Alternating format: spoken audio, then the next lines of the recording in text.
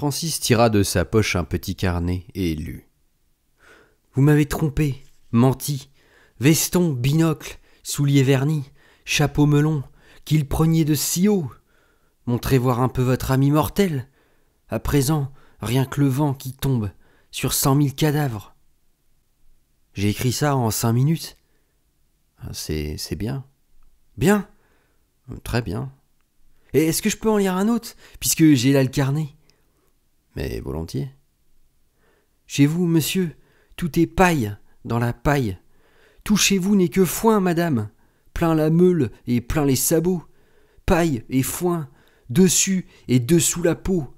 Le cœur comme le chapeau. Pas mal, dit Lucien en riant. Pas mal du tout. Écrit en combien de temps celui-là? Un trait de plume? Oh, très bien. Ouais, celui-là est rigolo. J'ai passé une partie de la nuit dernière à les recopier sur ce carnet. C'est pour pouvoir les emporter. Sur des feuilles volantes, ils disparaissent.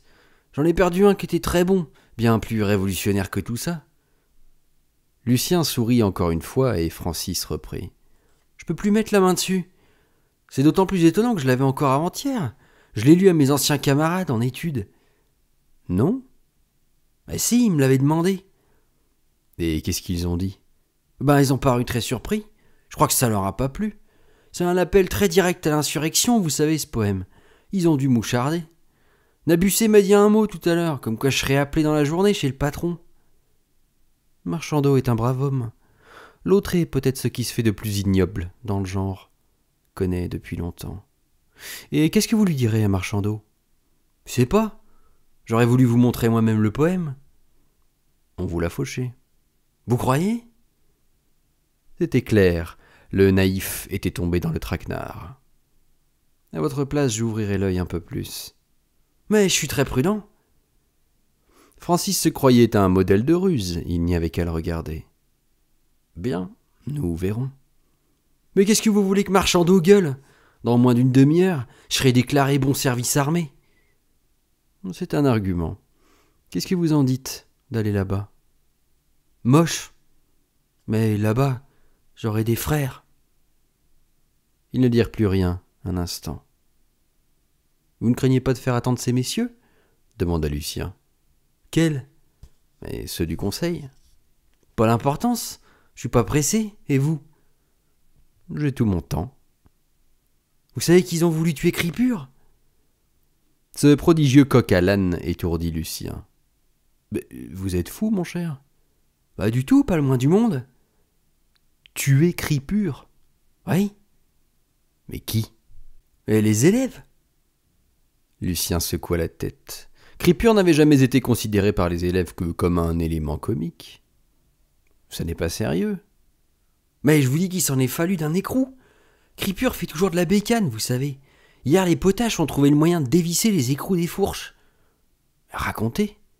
Je l'ai fait prévenir. Je lui ai fait porter un mot ce matin par mon ami Étienne, que précisément je viens de revoir. C'est même pourquoi je suis en retard. Cripure a gueulé. Mais racontez donc. Il a gueulé très fort. Il est devenu à moitié dingo en lisant ma lettre. Par ailleurs, j'ignore ce qui s'est passé entre eux, mais Étienne n'a pas cessé de me répéter que Cripure est un escroc. Racontez donc, fit Lucien avec impatience. Racontez donc un peu clairement. Et tout ce que je puis dire, reprit le jeune homme, c'est comment j'ai appris la chose. C'est très curieux, comme vous allez voir. Parmi les élèves que je surveille se trouve un certain Blondel. C'est un enfant d'une 12aine d'années, un petit lèche-botte, discipliné, riche, un futur Nabucet. Or, ce matin au dortoir, je passais la revue des peignes. Il avait perdu le sien, et il le cherchait en chantonnant. Francis fit une pause et continua. Chantonner au dortoir, c'est une faute grave. D'un autre que celui-là, j'aurais pas été surpris. Mais Blondel, je me suis dit tout de suite qu'il devait y avoir quelque chose là-dessous. D'autant plus que le chantonnement était accompagné de tout un manège, évidemment fait pour attirer mon attention. Je me suis approché. Le peigne, je l'ai trouvé du premier coup, bien entendu. Mais Blondel, il s'est pas troublé pour ça, et le chantonnement a pas cessé. Je prends le peigne, continua Francis en se levant pour mimer la scène. Je l'examine comme ça, en tournant le dos à Blondel. J'étais, vous comprenez, persuadé qu'il s'agissait d'un message. Sa chanson avait l'air d'une chanson improvisée d'enfant rêveur. C'était fait très naïvement. C'est qu'à force d'entendre répéter le nom de Cripure, mêlé à une histoire de bicyclette et d'écrous dévissés, que j'ai commencé à comprendre. Ensuite il a tout dit, clairement, toujours en chantonnant. Je me suis retourné pour lui rendre son peigne, et nos regards se sont rencontrés. Il y avait dans le sien quelque chose d'amoureux. Lucien avait écouté ce récit avec une attention passionnée et oublié Cripure tout à fait, tant ce que disait Francis l'étonnait, l'image si trouble de ce petit enfant doux et pourri. Il ne doutait point que Francis ait dit la vérité, bien que son récit eût un air tellement arrangé. Mais il demanda pourtant. « Vous êtes bien sûr que les choses se sont passées ainsi, vraiment ? » ?»« Mais vous me croyez pas ? » ?»« Si. J'ai jamais rien vu de plus, comment dire, caractéristique, » continua Francis. « Mais les mœurs de ces petits saligomes sont connues. » »« Je vois. Ça fera un policier de plus, et puis voilà. » Il y aurait eu autre chose à dire. « Pauvre Cripure, » murmura Lucien. « Il ne mérite pourtant pas cela.